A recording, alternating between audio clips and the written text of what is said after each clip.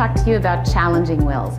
There is so much drama around the idea of challenging a will. Many TV movies are made about it, and many novels, including murder mystery novels, are written about the challenge of wills.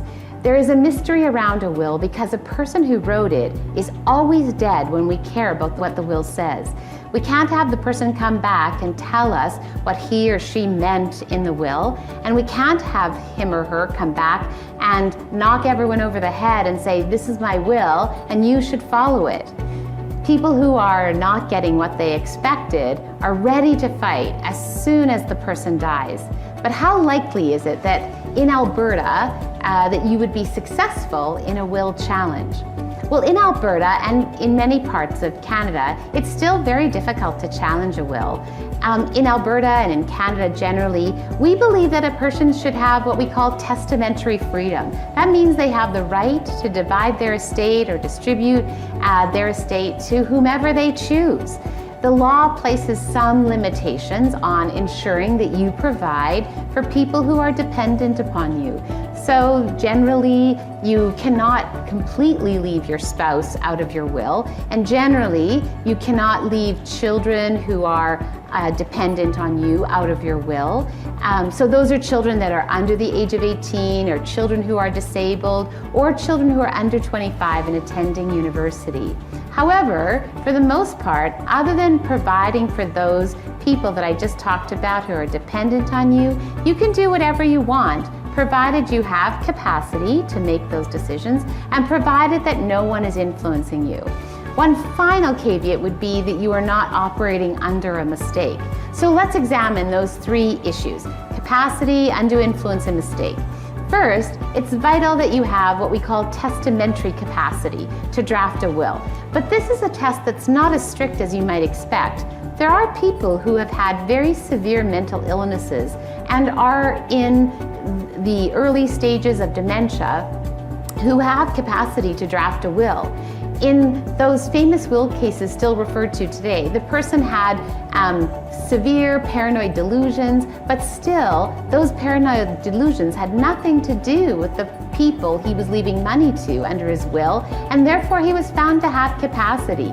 There's a very famous Alberta case in which a person lived most of their life in the Alberta Mental Hospital in Ponoka, but on their death, the handwritten will that they wrapped around a list of their assets, the court found was in fact a valid will, although they had severe mental illness that required them to be institutionalized for their whole life. So they still had the requisite capacity to make a will, which I think probably seems a bit odd to most people. But the requisite capacity to make a will involves these things: knowing that you're making a will, knowing who your family is, and or at least you would know who you might expect to leave money to, and finally, knowing what your assets are. If you're able to know these three elements, then you probably have the requisite capacity to make a will in Alberta and generally in Canada. Of course, as soon as somebody is 80 years old and perhaps has the start of dementia, it is likely that there will be a challenge to the will, especially in those cases where someone maybe is being left out of a will. So in those cases, we might recommend a medical report done at the time the will is signed to prove that the person had capacity. The other second way to challenge a will is undue influence.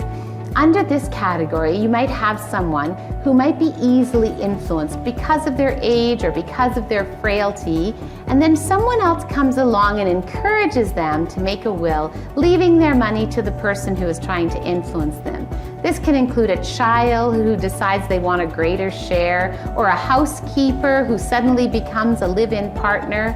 In any of those cases where a certain individual becomes the main beneficiary of a will, especially when there have been significant changes in the will, there's likely a suggestion of undue influence, and then the will might be overturned. These are rare cases. It's hard to prove undue influence. The third area we'll discuss today involves mistake. So with mistake, it's possible that the person who was making the will was operating under some mistaken belief, and on that mistaken belief, they made decisions about their will.